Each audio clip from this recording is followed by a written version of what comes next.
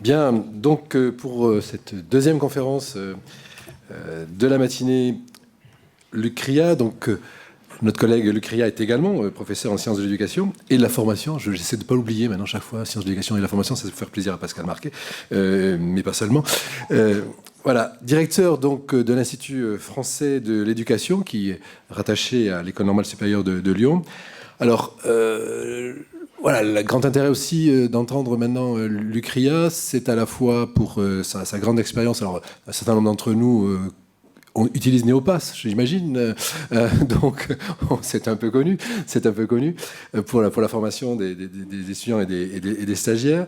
Voilà. Donc, Luc Kriya est porteur aussi, voilà, à l'initiative avec ses équipes voilà, de cette plateforme, mais pas seulement. Actuellement aussi, et c'est ça, bien évidemment, c'est aussi à ce titre-là que l'avenue de Luc Kriya est importante pour nous, pour porteur de la chaire UNESCO sur les enseignants du 21e siècle. Alors voilà, on est vraiment en plein dans notre sujet.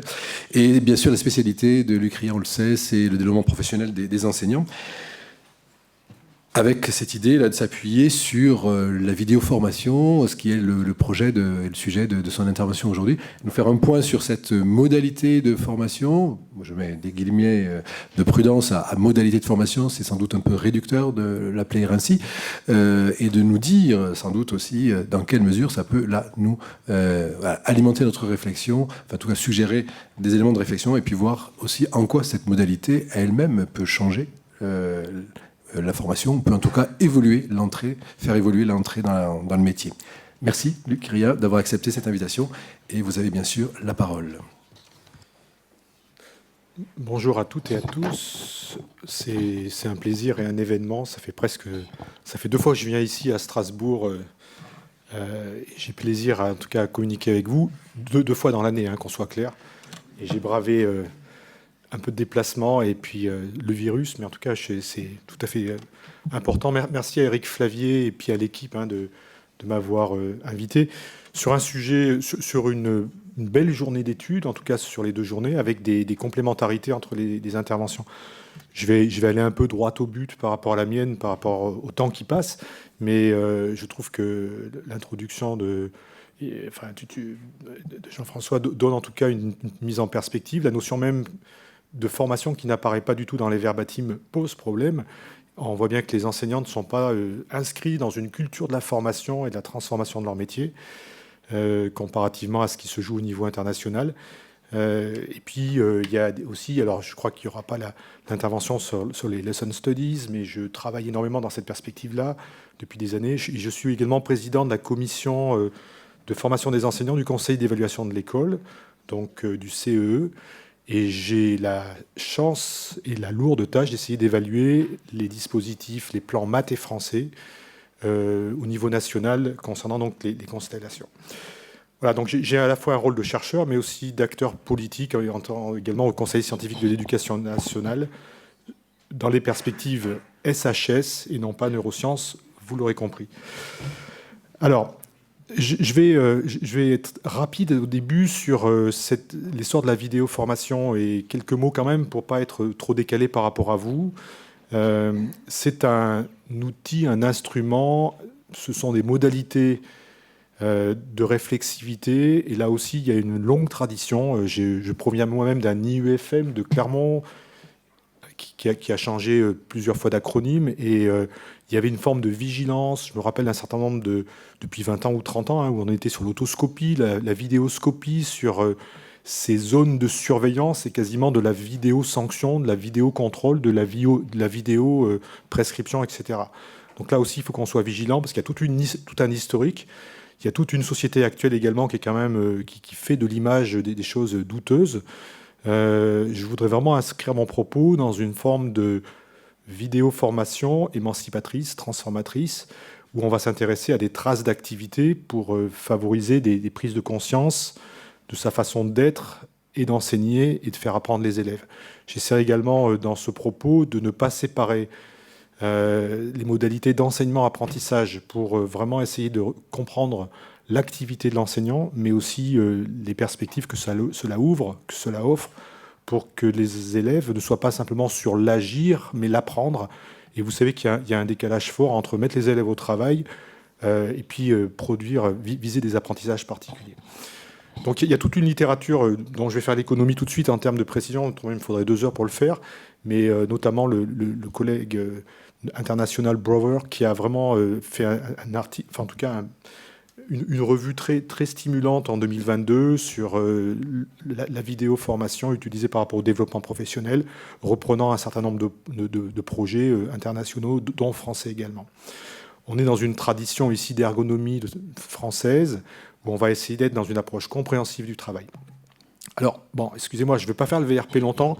J'essaye d'être un peu critique, mais vu ce que vous l'avez évoqué, je l'avais préparé un peu avant quand même, rappeler pour les collègues qui ne connaissent pas cet environnement-là, que Néopass Action, c'était face à Luc Châtel et Blanquer, à l'époque, déjà recteur de Créteil et puis d'EGESCO, un combat pour essayer de comprendre qu'on pouvait former les enseignants à la vidéo, il y a 10 ans, hein, vous voyez, c'est pas, les choses ont évolué quand même assez rapidement, et qu'on pouvait montrer des mauvaises pratiques contre les bonnes pratiques qui étaient celles de l'institution, avec une forme de décalage entre notre approche développementale, transformative, où on montrait des petits pas quotidiens de ces enseignants débutants par rapport à l'image qu'on voulait donner. Il y avait déjà un problème d'attractivité il y a 10 ans, et on voulait montrer simplement des belles pratiques avec Sébastien Clair et d'autres. Alors là, je fais appel à ceux qui se souviennent des vidéos de tenue de classe.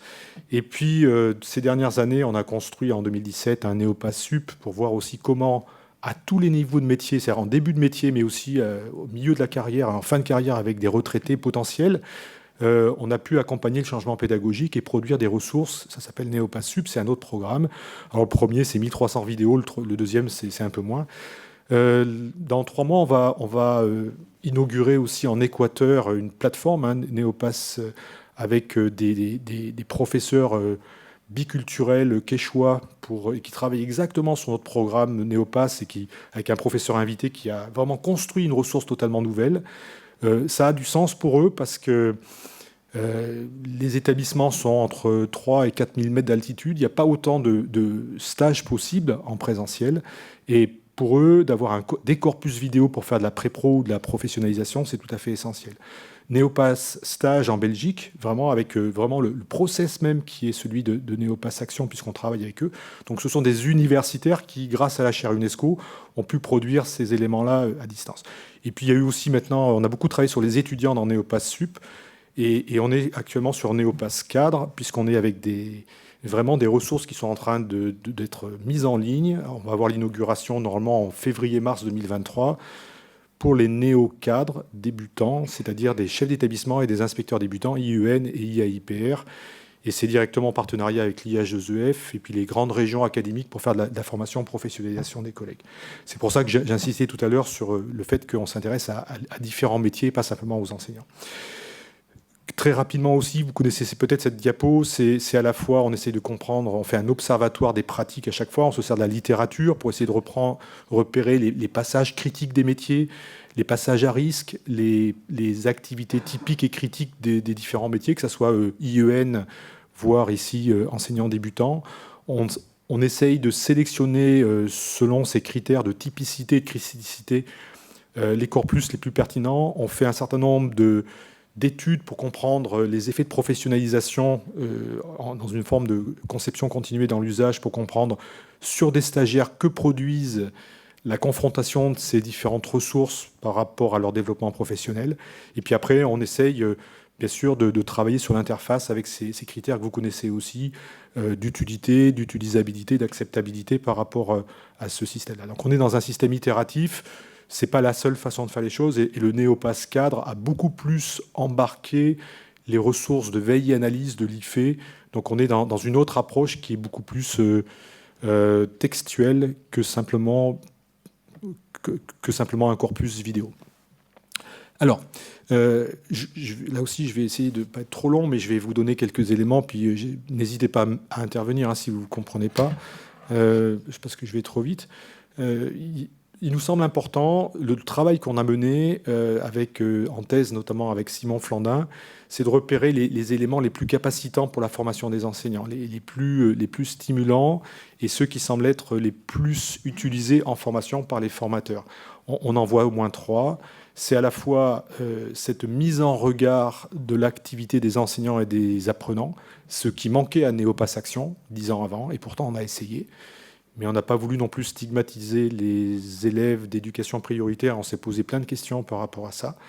Mais en tout cas, la ressource Néopass Sup est tout à fait stimulante par rapport à ça, pour comprendre les divergences, convergences d'activités, les malentendus, les impensés des universitaires par rapport à l'évaluation, les décalages d'attente qui sont assez exceptionnels dans Néopass Sup, où on voit qu'ils sont chacun sur sa planète ou chacun dans son monde, et que même il n'y a pas du tout de convergence par rapport aux étudiants, par rapport à la façon de percevoir le cours, vous l'imaginez. Donc, si je fais un tout petit décalage par rapport à la réflexion d'aujourd'hui, c'est dans un INSPE de mettre en regard régulièrement l'activité des enseignants avec ce que vivent les élèves, et je vais y revenir plusieurs fois dans mon intervention.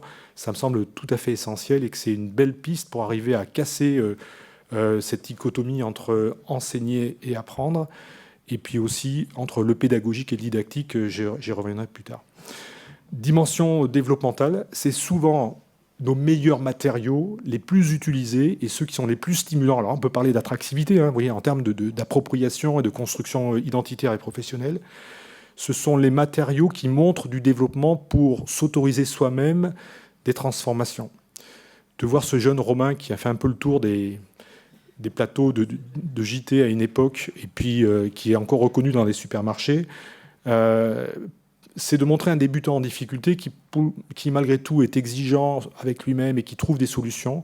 C'est un matériau encore inspirant, et je sais que régulièrement, d'ailleurs en étant ici il y a 6 mois, on m'avait fait encore des témoignages d'une ressource assez impressionnante dans la capacité de mettre en mouvement les collègues pour s'autoriser des transformations personnelles et dépasser cette culpabilité par rapport au fait de ne pas y arriver. Quand je montre aussi le directeur de Sciences Po Lyon, directeur de Sciences Po, érudit, avec 20 ans d'ancienneté, qui est débutant dans son amphithéâtre pour rendre interactif son amphithéâtre dans Néopass Sup, c'est un matériau inspirant, d'autant plus que ce n'est pas un matériau parfait. On ne montre pas l'idéalité du travail, on montre une pratique ordinaire de transformation, et ça semble être tout à fait stimulant pour les collègues. Et puis cette dimension propensionnelle, avec cette variété de points de vue, de mise en abîme de l'expérience, montrant que la situation vécue l'est vécue par une communauté professionnelle, une communauté d'apprentissage, et que ça permet de repérer des éléments partageables, de la typicité, et c'est tout à fait stimulant également aussi de voir des variations en termes de réflexivité augmentée par rapport à la situation même qui se joue sur la vidéo. Alors, cette mise au travail du travail, pour nous, et je vais insister sur ce point-là, c'est à la fois montrer la partie invisible de l'activité, l'expérience vécue, c'est avoir un cadre éthique de collaboration. Là, bien sûr, on voit de plus en plus aussi d'inspecteurs qui travaillent maintenant avec des traces d'activité, avec des traces d'activité des élèves, avec des process de remise en situation pour essayer de... J'insiste beaucoup sur les formations que j'ai avec les inspecteurs pour éviter le décalage de monde, parce que l'observer stressé dans une situation ne peut pas du tout se rendre compte de ce qui se joue dans la situation. Votre extériorité par rapport à ma situation directement appliquée pourrait nous donner des éléments ou des indices importants de ce qui se joue dans la situation. Et je n'ai pas le monopole de la situation, vous non plus, et il faut arriver à coordonner ces points de vue à ce niveau-là. Synchroniser les activités pour pouvoir parler de la même chose à un moment donné, et éventuellement imaginer un infléchissement de la trajectoire. C'est construire un cadre éthique, mais c'est aussi, bien sûr, demander des autorisations avec toutes les questions de RGPD et de droit à l'image, mais c'est aussi accepter de supprimer, c'est même pas accepter, c'est être en devoir de supprimer toute trace vidéo si les collègues le demandent. Ça m'arrive des fois de montrer comment je supprime les vidéos, et quand je retrouve quelques années après, ils me disent « Ah ouais, c'était bien cette vidéo, oui, mais moi je l'ai plus parce que je l'ai supprimée par rapport à la déontologie qui est la mienne par rapport à ça ». Et puis se doter d'outils. Et je crois que, bien sûr, dans un INSPE, il y a une professionnalisation à poursuivre par rapport à ça. Il faut continuer de monter en exigence, non pas pour être sur des canevas complètement standards, mais éviter, vous savez, les critiques des UFM d'il y a je vais chercher un peu loin, mais 90, 95, où effectivement il y avait des virulences par rapport aux méthodologies qui étaient interprétatives, potentiellement dangereuses, et beaucoup de plaintes de la part des stagiaires à ce moment-là. Je pense que là, il y a quand même une rigueur qui a été mise en place et qu'on peut quand même s'appuyer sur des outils sciences du travail à des fins de professionnalisation. Alors, je vais avoir 3 volets après cette petite introduction, donc il va falloir à peu près 4 heures pour finir ma présentation. D'abord, au niveau de la recherche, l'usage des traces d'activité. Je voudrais revenir sur une thèse actuellement que je conduis avec Marie-Christine Masse. Là aussi, hein, je vous montre un peu rapidement, mais c'est aussi de montrer de l'expertise ordinaire. Et pour moi, il y a de l'expertise débutante, et non pas simplement en fin de métier. Mais aussi, vous savez, ces enseignants qui, en milieu difficile, en éducation prioritaire, devant des classes explosives, parviennent à enseigner à bas bruit, enrôlant tous les élèves sans aucun effort d'endiguement de la situation. Ce qui me pose encore problème, je vois des scènes, des situations avec cette collègue, et on est vraiment plongé dans l'empirie de nos données, où je ne comprends pas tout, et je me dis, mais comment ça tient, ça? Comment arriver à comprendre ces configurations invisibles du travail qui favorisent un travail les plus favorables possibles, alors que ces élèves sont absolument incontrôlables par d'autres? Incontrôlé et incontrôlable. Donc cette expertise ordinaire, c'est aussi une façon, en termes de formation, après, de comprendre ce qui joue comme les éléments les plus essentiels pour s'autoriser soi-même à enseigner dans des contextes hétérogènes et pas simplement les plus difficiles. Alors on peut commencer par des données extrinsèques, je ne vais pas rentrer dans les détails, il faudrait du temps, comprendre ici les actions adressées ou non adressées. Là, donc la collègue essaye toutes les 15 secondes, 30 secondes, de repérer les moments de dialogue avec la classe, d'adressage individuel, d'adressage collectif. Déjà un peu surprenant. On voit que sur 1 heure de 55 minutes, 1 heure de 55, ouais, il y a beaucoup plus de temps d'adressage individuel et beaucoup plus de moments de non-adressage, de non-communication avec la classe. Ça veut dire qu'il n'y a pas de la communication non-verbale, mais on voit ici déjà des éléments qui peuvent être interrogés. On peut aussi repérer ça par rapport à une échelle temporelle. On est sur des données extrinsèques, vous l'avez compris. Là, pour l'instant, on est juste sur... On regarde les vidéos et on essaie de comprendre ou de décrypter des éléments. Adressage collectif, on voit des séquences, on voit à la fin de la séquence où il y a beaucoup plus d'adressage individuel et pas d'adressage. On regarde les déplacements en classe, on essaie de comprendre comment il y a des zones privilégiées. J'évalue le travail des groupes, ils ont davantage besoin d'aide, c'est un groupe qui tourne, et on voit qu'il y a toute des déplacements complètement stratégiques en connaissance même de ce qui se joue dans la classe. Donc ici, sans être trop long, on ne peut pas le comprendre si on n'a pas le point de vue de l'enseignant à partir des entretiens d'autoconfrontation qu'on fait vis-à-vis de la vidéo. Et on essaye de comprendre ses perceptions, ses indices, ses déplacements, pour à la fois comprendre ces configurations prof-élève qui sont structurées et structurantes et qui permettent en tout cas cette magie, cette activité d'expertise transparente à bas bruit dont on n'arrive pas à comprendre forcément si facilement que ça ce qui se joue. Après, on s'intéresse aussi aux élèves, on essaie de comprendre le point de vue des élèves, donc ce double regard, et on voit toutes ces dimensions éducatives, de valeur par rapport à l'apprentissage, ces notions d'éducabilité qui se jouent en acte et qui sont certainement des clés de voûte essentielles de son travail. Bon, voilà, c'est simplement pour vous montrer ici que pour moi, déjà, l'usage de la vidéo, c'est déchiffrer, décrypter, comprendre des éléments complexes, alors même qu'on est tous ici dans la salle, tous et toutes, déjà experts à lire des vidéos, ou en tout cas à parler du métier, puisque en tout cas, c'est un objet de formation et de recherche pour beaucoup. Ça montre ici que l'activité, c'est un objet complexe, qui est un objet d'étude et potentiellement de transformation. Là, je ne vais pas rentrer dans tous ces mots, mais c'est sur une scène publique, avec une pression temporelle, des situations critiques. On voit des questions d'efficacité et d'efficience, et que ce qui semble important, c'est de considérer que ces artefacts vidéo, ces corpus vidéo, peuvent être à la fois objets d'étude, pour faire de la recherche appliquée, de la recherche systémique, prendre au sérieux les choses qui semblent ordinaires, comprendre des éléments même qui nous échappent, prendre le temps aussi avec les stagiaires et les étudiants et étudiantes de pouvoir les sensibiliser à ces perspectives-là pour pas être sur les allants de soi par rapport à une croyance de ce que c'est qu'être enseignant dans une idéalité, mais au contraire se donner les conditions d'un observatoire, en tout cas, pour comprendre des éléments même qui pourraient nous échapper. Et puis ce sont pour moi des outils miroirs favorisant cette réflexivité dont je vais vous parler dans les minutes qui viennent. Alors, l'usage des corpus vidéo en formation, alors il y a des éléments qui sont déjà connus par cette littérature abondante dont j'ai parlé tout à l'heure. On entend parler d'immersion, de résonance, d'expérience fictionnelle. Alors je vais un peu plus détailler ça. L'immersion, c'est lorsqu'il y a, en tout cas c'est Stigler qui met ça en avant, il y a une forme de propension lorsqu'on est dans une vidéo à s'immerger spontanément dans la vidéo, de par la structure d'écoulement de la vidéo par rapport à notre conscience. Et très rapidement, il y a une forme de synchronisation. Et bien sûr, après, il va y avoir sortie de l'expérience, ou en tout cas désynchronisation, en fonction même d'un certain nombre d'éléments même que je vais pouvoir vous décrire. Il peut y avoir résonance aussi par rapport à soi-même. Et vous savez, je ne vais pas être trop bavard là-dessus, mais lorsqu'on a un film qui nous attire avec des personnages, dans un film, je parle dans cette dimension cinématographique, où on se projette dans les acteurs et assez rapidement, on réinterroge sa propre vie à l'aune de ce qui se joue dans l'activité ou dans une fiction, potentiellement.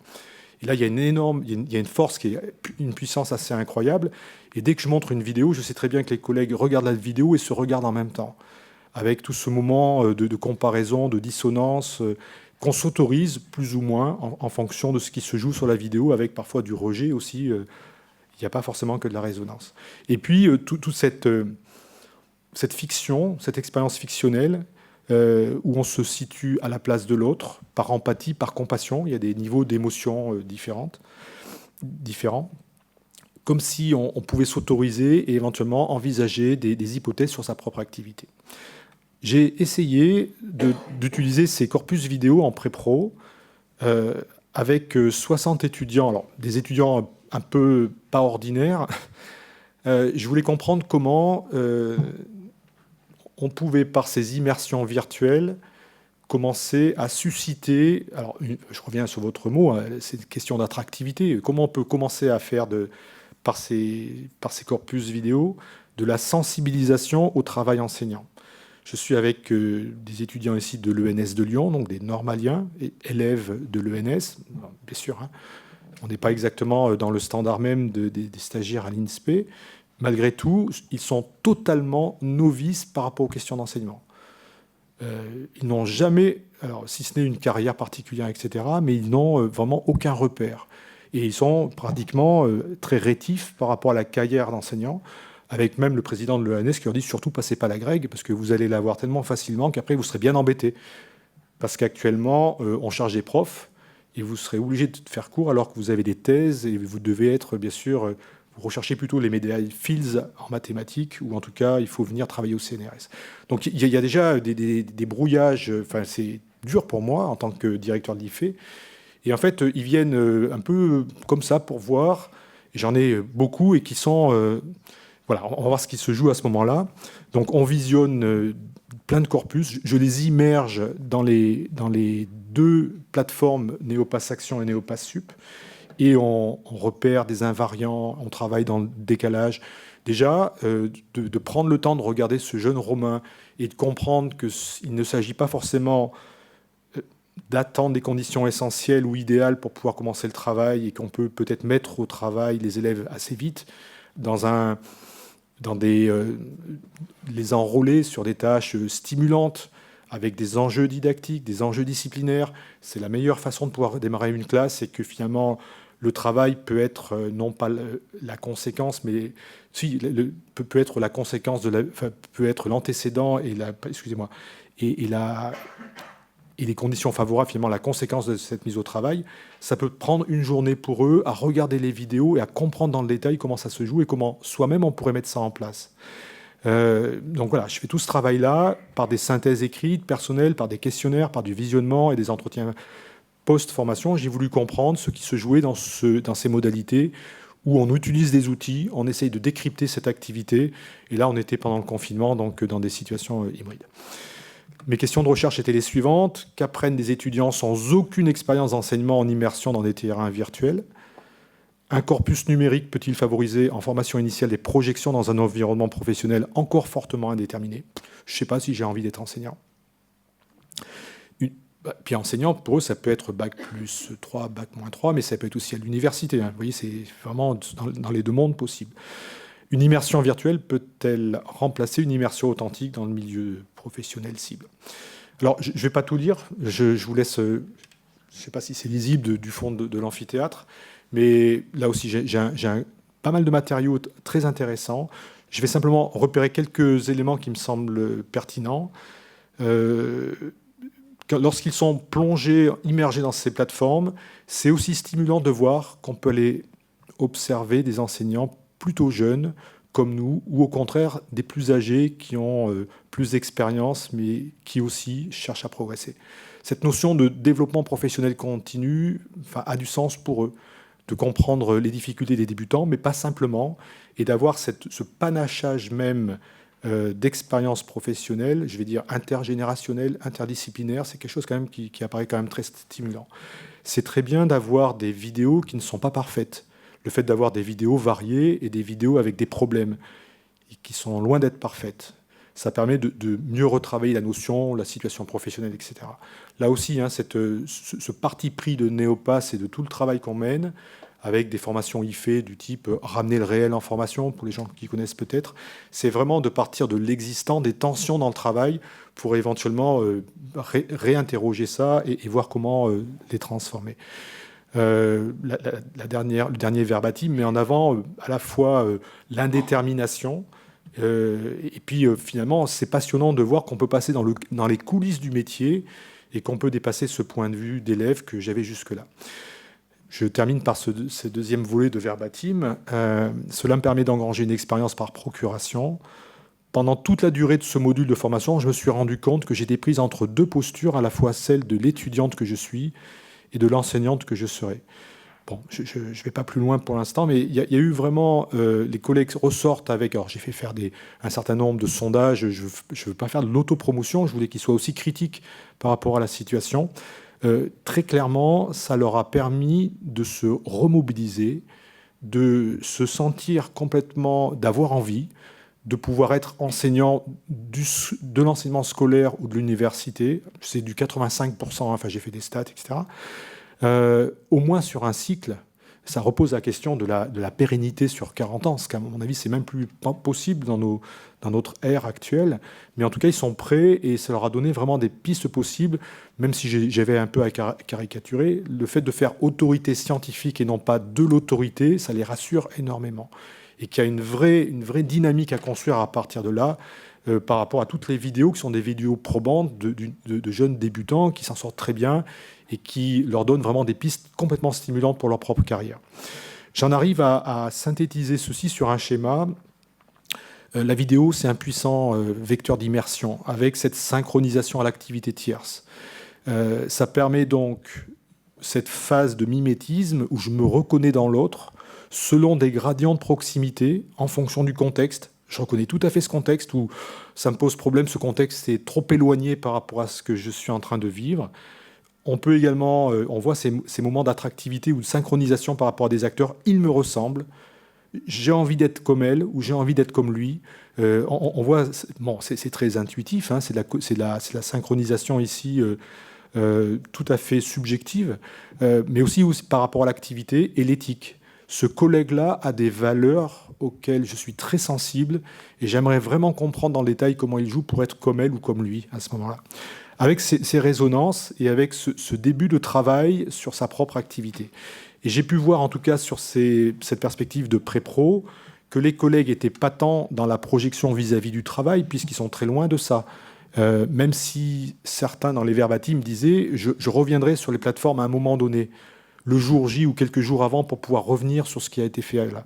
Donc c'est quelque part un bourgeon, c'est forcément une amorce, et il faut être très vigilant par rapport à ça, mais ça a fait son chemin, et je vois souvent des collègues, donc des agrégés qui sont en établissement, qui me sollicitent après pour retrouver des vidéos et pour pouvoir poursuivre le chemin. Et on voit que c'est pas tant au niveau du travail, l'appropriation de gestes professionnels et des configurations, mais c'est beaucoup plus peut-être au niveau de la professionnalité, donc plutôt de la construction de soi, plutôt que de la transformation des situations de travail, où on est plutôt sur la construction de son identité, sur ses dispositions à percevoir les situations de classe, à agir, et bien sûr une réflexivité tout à fait importante, et je vois à quel point bien sûr ces étudiants sont très bons dans cette capacité d'avoir une réflexivité critique, parfois très décalée par rapport à leur capacité d'agir en classe après, et ce qui est constaté ou observé régulièrement. Bon, donc je suis assez convaincu quand même qu'il y a une puissance de la vidéoformation et que ce vecteur ne suffit pas, mais bien sûr, il faudrait qu'il y ait de l'alternance. Je suis très admiratif par rapport à ce qui se fait en Belgique, au Canada, où il y a beaucoup plus d'alternance et que ces matériaux vidéo sont bien sûr couplés à des moments d'expérimentation. Et dans les INSPE, il y a bien sûr cette perspective d'alternance. J'aurais presque cette formule que j'ai empruntée à des personnes célèbres, mais deux pas dans l'activité d'autrui, peut-être favorise en tout cas un pas dans sa propre réflexivité professionnelle. Donc il y a une construction en cours, il y a un chemin qui démarre. Je vais être encore beaucoup plus rapide sur la deuxième partie, puisqu'il me reste une douzaine de minutes, je vais essayer de terminer à l'heure.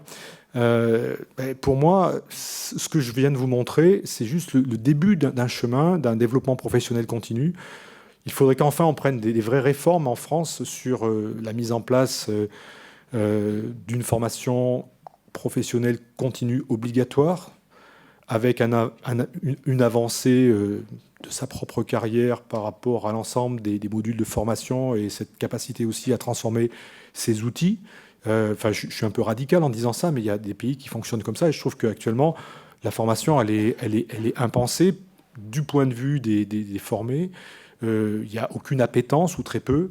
Il y a eu, pour l'instant, une formation quand même continue qui a été très verticale, descendante, et qui a été subie jusque-là. Donc je pense qu'il faudra des années pour changer de culture, d'écosystème, pour que progressivement les collègues comprennent qu'on peut aller passer un DE, qu'on peut avoir des... Alors il y en a qui le font, sur les CAFIPAEMF, les CAFA, il y a tout un mouvement actuellement de formation de formateurs.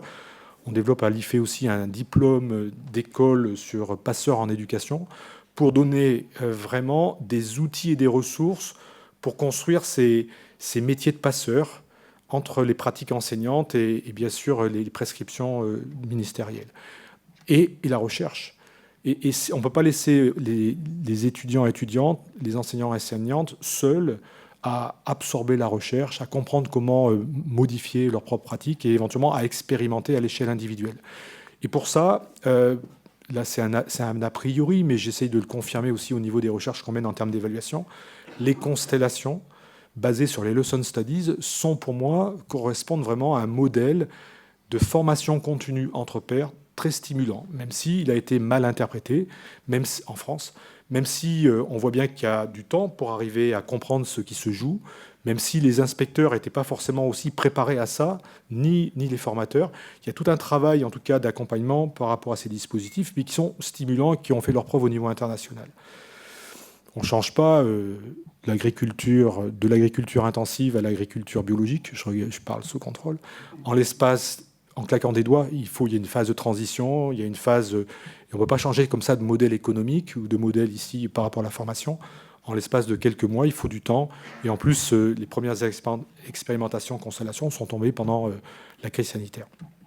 Donc, pour moi, c'est quand même de partir du principe qu'on n'est pas sur une approche de la formation et puis du travail qui serait une approche déficitaire pour essayer de prescrire des bonnes pratiques, mais qu'on est beaucoup plus dans une approche où on va enquêter sur le travail. Alors là, je reprends vraiment les Lesson Studies aussi, où on va être sur la compréhension de la façon de faire, on va mener des enquêtes, et Joris Thievnas demain va travailler sur l'enquête, donc je vais pouvoir, en tout cas je me réfère à ces travaux de John Dewey et d'autres, où on va vraiment construire des enquêtes sur le travail, enquêter.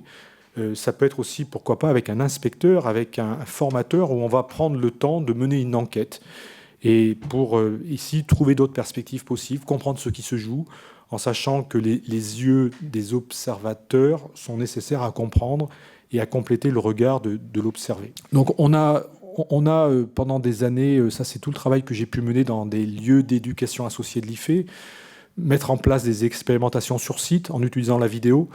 Bon, là, je pourrais vous renvoyer à pas mal de lectures, en tout cas d'articles écrits et d'ouvrages écrits sur ces questions-là. Comment on peut, sur un processus annuel, travailler sur des alloconfrontations, sur des moments de scénarios, d'observation croisée, de débriefing flash, et ça date d'une dizaine d'années déjà. Et c'était dans la perspective même des lesson studies, mais avec la vidéo en plus, hein, mais c'était vraiment de l'enquête entre pairs. On a travaillé avec des collègues comme Valérie Lucie-Bauer sur ces questions-là, et ça fait partie on a produit, et on a des académies, je pense à l'Académie de Bordeaux par exemple, qui, à partir de ces matériaux-là et de ces préconisations, ont construit des constellations dans le second degré. Et maintenant, on est, je crois, à 80 établissements qui travaillent sur ces vidéolabs, utilisant ces analyses du travail en mobilisant la vidéo, avec bien sûr une vigilance éthique d'usage de ces matériaux-là. Parce que quand on est sur cette perspective, il faut se méfier des usages et des mésusages, vous le savez. Comment avoir un minimum de culture par rapport et de compréhension même de ce qui se joue avec ces outils d'analyse du travail pour éviter de faire des dégâts. Une vidéo, et avec l'expérience que j'ai depuis une vingtaine d'années, il faut être assez vigilant par rapport à ce que ça peut jouer et comment on va pouvoir utiliser une vidéo. Si c'est simplement montrer ce jeune Romain en disant voilà ce qu'il ne faut pas faire, dans une sorte non pas de prescription mais de proscription, c'est assez catastrophique dans la non-compréhension même de ce qu'on voudrait mettre en place pour comprendre les transformations possibles de ce jeune Romain de son point de vue. On a oublié ce que c'était qu'être débutant, toutes et tous. Acceptons de comprendre ces moments transitoires, notamment, je ne parle même pas des contractuels actuellement, qui viennent sur un nouveau métier et qui vont repartir demain matin et qui n'ont pas de souci forcément de vouloir se professionnaliser. Ça c'est un vrai problème. Dans les établissements qui sont organisés sous forme de lesson studies et qui font des vidéolabs, etc., d'avoir des collègues qui viennent simplement, qui franchissent la porte, prennent un café et repartent sans aucune appétence par rapport à la formation, c'est catastrophique. Je connais beaucoup de formateurs d'établissements qui abandonnent actuellement, qui renoncent par rapport à cette cyclicité, ce turnover qui les épuise aussi, parce qu'il faut recommencer à zéro, ce qu'ils faisaient avec plaisir il y a quelques années. Si on travaille sur de l'instruction SOSI, là aussi je vais être trop rapide, qu'est-ce qui se joue dans l'instruction SOSI? C'est un magnifique outil d'appropriation de l'expertise dans une forme de conservatoire de l'expertise. Ça demande du temps de comprendre ce qui se joue. Je ne suis pas spécialiste de ça. J'ai passé 6 mois à travailler aussi en entreprise pour essayer de comprendre comment on pouvait se servir de cet outil-là. Il faut du temps. Il faut qu'au niveau des INSPE, il y ait des blocs, il y ait des groupes de réflexion par rapport à ces outils-là. C'est quoi l'allo-confrontation? C'est-à-dire de visionner des activités de pair dans une visée compréhensive, l'autoconfrontation, jusqu'à quel niveau?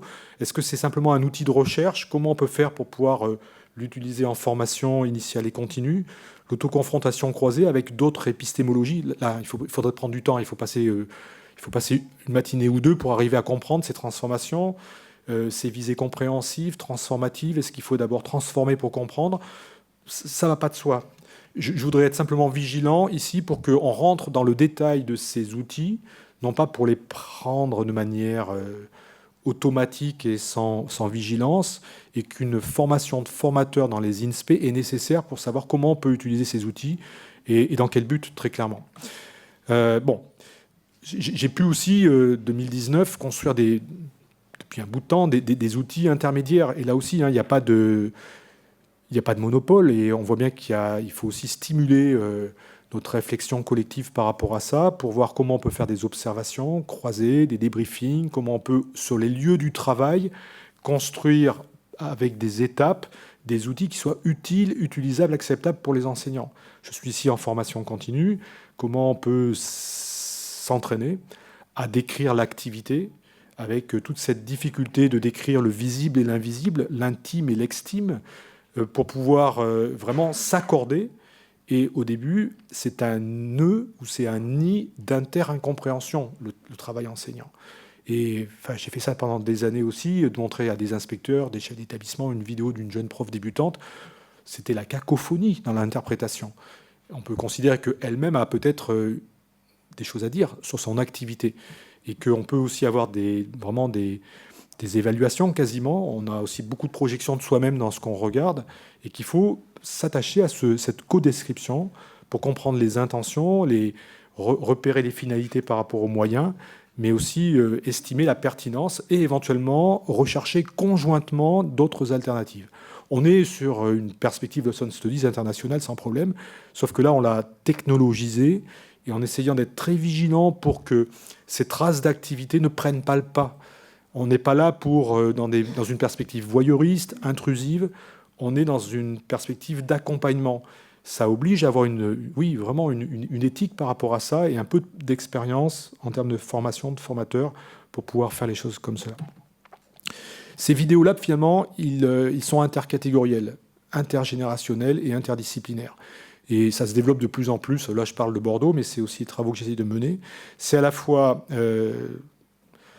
faire prendre conscience aux pilotes qu'ils ont un rôle essentiel pour qu'un collectif émergent s'implante et peut potentiellement devenir un collectif apprenant ou une organisation apprenante. C'est peut-être démarrer sur des questions professionnelles. C'est aussi accepter que des enseignants jouent le jeu et soient impliqués et comprennent la plus-value. Et si c'est subi encore comme les constellations, sans explication, il peut y avoir de la réaction par rapport à ça, pour que la collègue accepte, comme dans une forme de lesson studies néo-contemporaine française, accepte de dire son ressenti, ses mises en mots, ça ne va pas de soi, c'est une culture à construire dans un établissement, que les collègues autour montrent des expériences partagées, rappellent des prescriptions, s'interrogent ensemble et soient en appétence de conduire des enquêtes individuelles et collectives. Mais c'est aussi vraiment faire en sorte d'alimenter cette réflexion avec vraiment des verbatim, des données d'élèves. Bien sûr, il faut trouver des façons de faire les choses par rapport à ça. Et puis, c'est aussi penser qu'on ne peut pas avoir une formation en établissement ou en lien avec la formation continue tout au long de la carrière, sans qu'on ait des passeurs, des formateurs, des inspecteurs, des chercheurs qui ont eu ce minimum de culture pour analyser les situations d'enseignement-apprentissage et conduire ces doubles points de vue pédagogiques et didactiques où on ne s'intéresse pas... Alors ça fait partie des grandes lignes de tension à l'époque ou des lignes de crête dans les IUFM. Enfin, excusez-moi, je fais un peu mon vieux en disant ça, où on était vraiment quand même sur le département de pédagogie enfin, pour moi, c'est des choses qui peuvent plus... On ne peut plus envisager les choses comme ça. Et je sais que les choses ont beaucoup évolué, mais qu'il faut absolument s'intéresser à ces questions disciplinaires de manière beaucoup plus globale avec ces modalités d'enseignement-apprentissage qui se jouent. Donc c'est vraiment ces enquêtes dont j'ai parlé souvent, trouver ces espaces capacitaires à construire, à innover, à inventer. On a encore du travail à faire dans ce champ-là. Alors quand je montre des fois des choses comme ça, les gens disent « Oui, mais attends, Luc, ça c'est bon, c'est fait, c'est acté dans les établissements, on travaille comme ça. » Et d'autres regardent avec des gros yeux. Donc je pense qu'on est au milieu du gué par rapport à cette perspective-là. Comprendre aussi l'efficacité et l'efficience du point de vue des enseignants. Et puis avoir ces espaces d'émancipation individuelle et collective. Il ne s'agit pas d'une fabrication d'exécutants, mais c'est bien là, reprendre la main sur son travail et avoir du plaisir à travailler. Et c'est peut-être aussi une des réponses en termes d'attractivité, c'est que quand on offre ces perspectives-là et qu'on donne aux enseignants des outils de réflexivité individuelle et collective, ce sont vraiment des façons de mieux vivre le métier, de mieux comprendre ce qui se joue, de moins subir les choses et d'avoir du plaisir à conduire ces enquêtes-là. Et peut-être que ça va les amener progressivement aussi à s'approcher de la recherche en éducation, si celle-ci est un peu organisée, un peu diffusée, un peu traduite. Et c'est le rôle de l'IFE actuellement d'être, en tant qu'institut d'interface, dans cette traduction des recherches, non pas en sciences de l'éduc, mais en éducation utile, alors des neurosciences aux travaux en sociologie, en didactique et d'autres, en ergonomie du travail, pour qu'il y ait une complémentarité, bien sûr, des épistémologies. Ça donne, je vous promets de finir dans la seconde qui va suivre. Non. Ça me donne, par exemple, des possibilités, depuis le confinement, de travailler avec des élèves, de repérer vraiment des situations. On est ici sur le travail en groupe avec Jacques Crinon, Patrick Rayou, Marie-Sylvie Claude. On est donc une équipe de didacticiens avec un chercheur en ergonomie ou en analyse du travail. Et on travaille sur les verbatim, on fait des entretiens de remise en situation, on essaie de comprendre ce qui se joue dans les classes inversées, dans le travail de groupe, dans les moments de débat mouvant pour comprendre comment on va pouvoir passer au travail de groupe, etc. Et les élèves se livrent de manière incroyable, même à distance, où ils sont dans la relation à la consigne, la relation au texte, où on voit vraiment des divergences, des convergences. Le travail de groupe n'est pas magique. Il faut rentrer dans les détails de ce qui se joue dans ce travail de groupe pour comprendre les convergences et les divergences, comprendre comment il peut être pertinent dans une construction du cours avec une alternance de moments de cours dialogués, de CM, de moments individuels, collectifs, à l'oral et à l'écrit. Il me semble ici que c'est une nouvelle façon de prendre plus globalement cet ensemble complexe et de mobiliser de plus en plus des travaux d'élèves. La vidéo, pour moi, c'est un outil puissant et redoutable. On peut apprendre le métier en faisant le métier de manière cellulaire, individuelle. C'est ce qui s'est joué pendant des décennies en France, voire des siècles. Pour nous, c'est de penser qu'on peut aussi réfléchir, on peut aussi apprendre le métier en s'inspirant des pairs et en ayant tout un environnement instrumenté avec des dimensions humaines, mais aussi techniques. Je voudrais faire ici une salutation à Bruno Latour, qui montre qu'on peut construire vraiment ces environnements capacitants pour vraiment remettre le métier au travail et faire en sorte que les enseignants et enseignantes prennent leur travail en main et puissent vraiment s'épanouir au travail. Enfin, je pense que les travaux de Françoise Lantôme et des collègues sont tout à fait importants. Il y a de la souffrance au travail, il faut se donner les moyens, et que ça, c'est une voie possible en formation initiale et continue. Merci pour votre attention.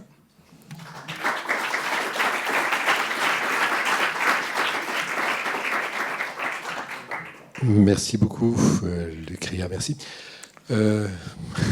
Merci. Alors, je vais m'arroger l'autorisation de poser une question et de vous brûler. Il y a un point là. Pour moi, j'ai évidemment plusieurs questions, mais une seule pour faire peut-être le lien avec ce qui vient d'être dit, en tout cas une partie de ce qui vient d'être dit, et qui me pose aussi question, et qui je crois, va nous concerner tous. Charles Torossian, directeur de l'IUF, de l'IH2F, nous disait récemment que pour lui, de manière prospective, c'était plus tellement l'élève dans la classe qui allait être le grain de l'observation, du travail particulier, mais plutôt le niveau établissement. Et que si on voulait repenser aussi une formation des enseignants, c'était ne pas omettre cette évolution. Alors, ce qui ne veut pas dire que l'élève est banni de nos préoccupations, mais ça veut dire qu'il y a cette dimension établissement qui serait à prendre davantage en compte. Et je fais là le lien avec ce que vous avez dit en particulier sur les collectifs à implanter, sur le travail que vous faites où vous voulez visiblement mêler de manière intercatégorielle différentes professions, les chefs d'établissement, les enseignants. Voilà. Quel est votre regard sur cet élément d'évolution qui paraît, semble-t-il, significatif?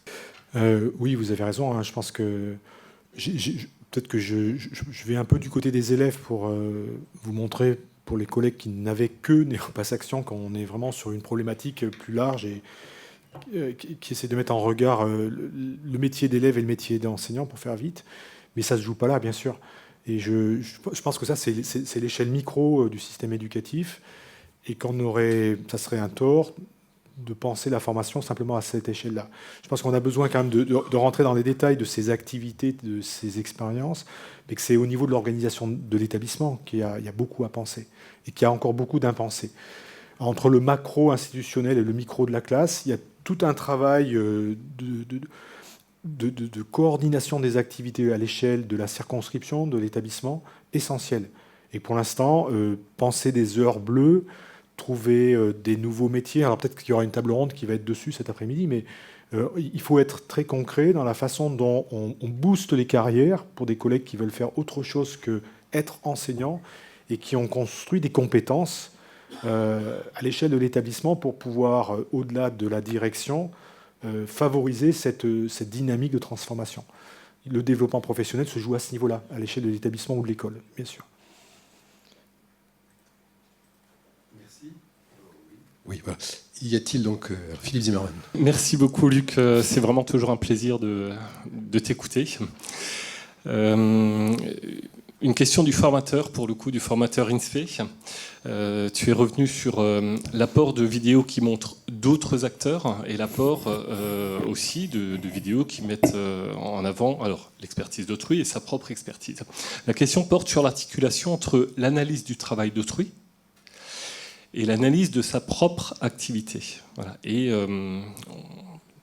j'avais l'impression, excuse-moi si je vais un peu vite, qu'en formation initiale notamment, tu développais davantage cette idée de l'analyse du travail d'autrui, et peut-être en formation continue s'intéresser à son propre travail. C'est peut-être mal interprété de ma part.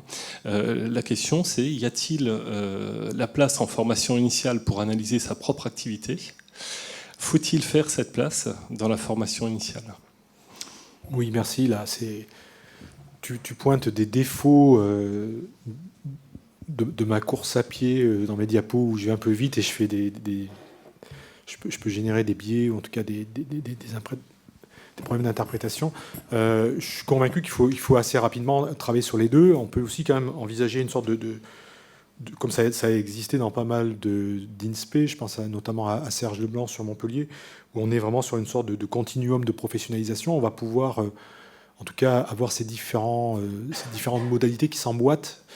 De commencer à travailler avec des vidéos tierces, c'est une façon de travailler par procuration à distance en se préservant. Et je pense qu'il faut accepter ça dans un premier temps. Et éventuellement, c'est aussi une façon de présenter une déontologie de travail faisant que les collègues vont accepter progressivement de s'y impliquer avec soi-même. C'est-à-dire là, je suis plus directement à distance, mais je vais être en première ligne. Je vais m'autoriser ça. De le faire de manière très progressive, entre pairs, de manière individuelle. C'est une des diapos que j'ai chanté à un moment donné sur mon diaporama.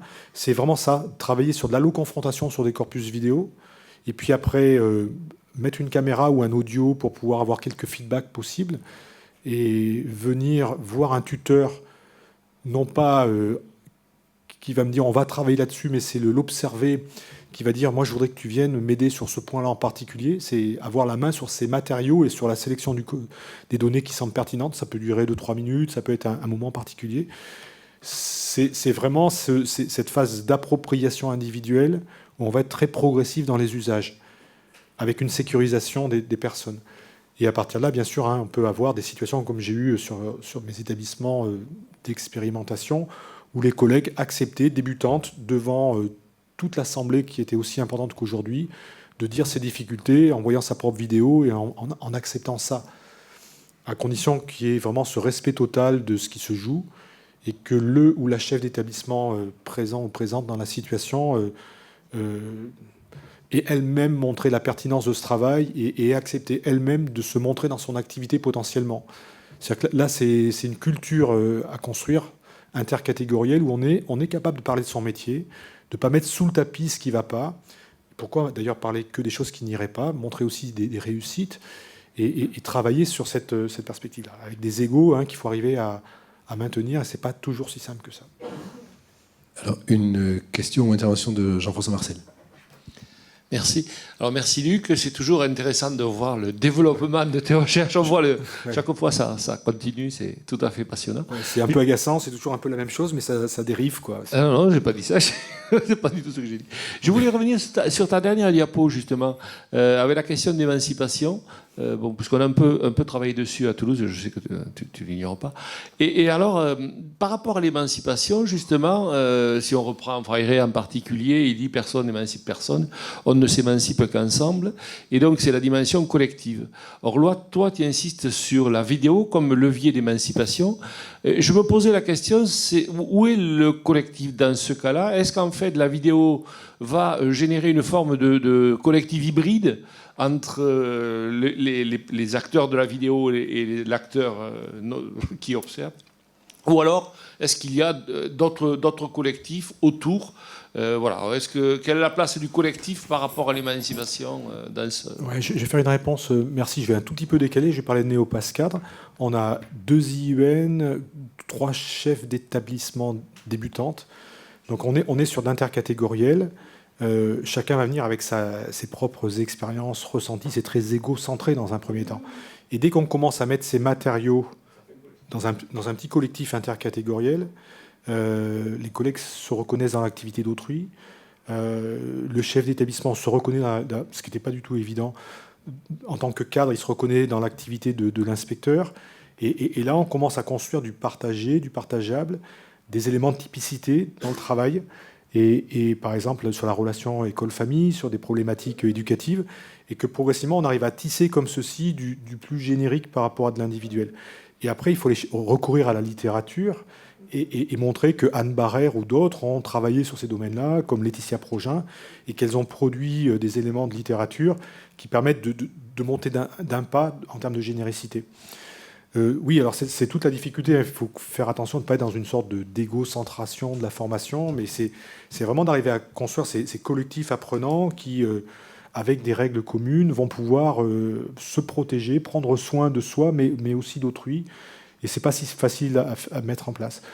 En 2005, on avait travaillé avec Patrick Rayoux sur ces moments un peu où on avait supprimé les formateurs dans les IUFM à Créteil. Vous imaginez que nos données ont été mal vécues à ce moment-là. Et on avait mis des néos qui parlaient entre néos, entre quatre yeux, de leur métier, de la difficulté de prescription prescrite par les inspecteurs. Et c'était intéressant de voir comment ces collègues-là, débutants, renormalisaient le travail, non pas individuellement, mais collectivement, et qu'il y avait vraiment des choses très stimulantes par rapport à ça. Donc c'est pas que la vidéo, c'est la vidéo et le collectif. Bien sûr, bien sûr. Et puis c'est jamais que la vidéo, ça peut être des traces d'activité, des fois c'est sans vidéo, très clairement, quoi.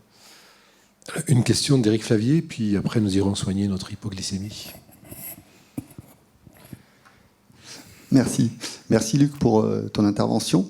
Je voulais revenir, il y a la diapositive de conclusion, et en conclusion, tu évoquais à la fois la puissance et le caractère redoutable de la vidéo, et tu as esquissé quelques précautions éthiques aussi dans l'usage de la vidéo.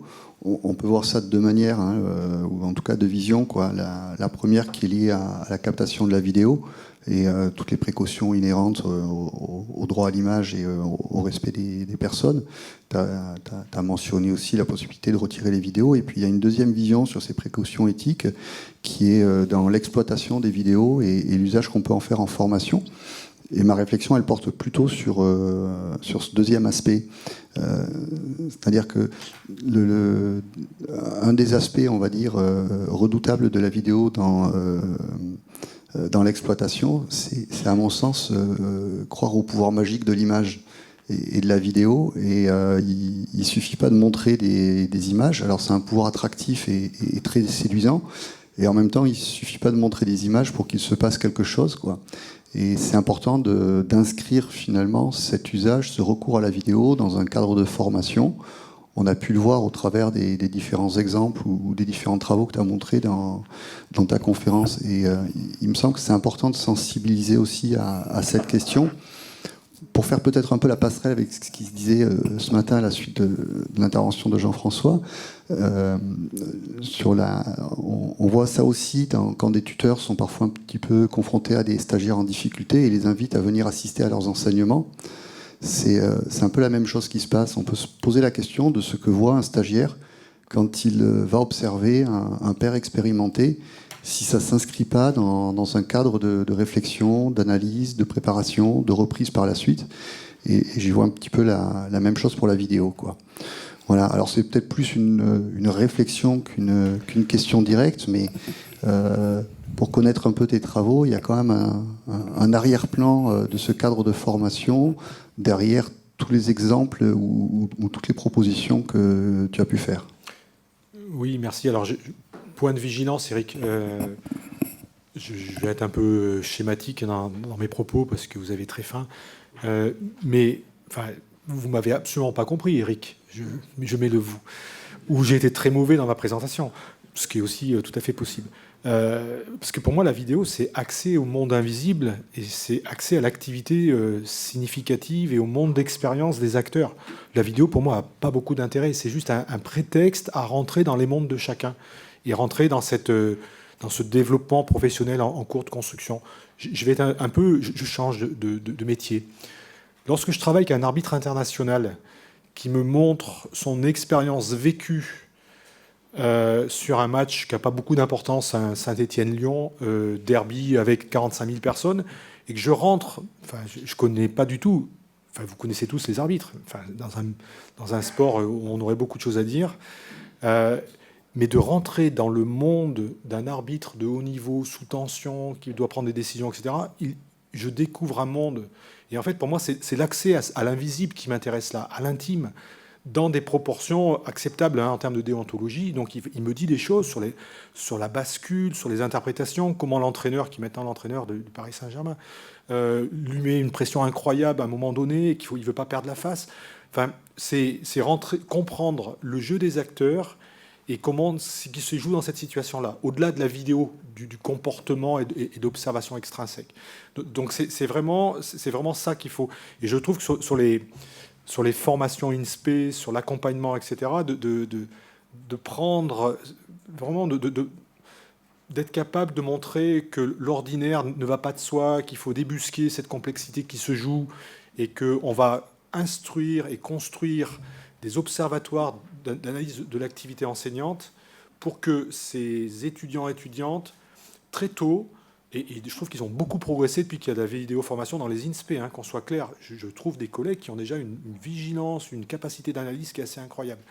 Et je trouve que ce sont des modalités qu'ils vont pouvoir poursuivre après et garder en termes de réflexivité critique par rapport à ce qui se joue dans l'enseignement. Enfin, j'ai tendance à avoir cet optimisme-là.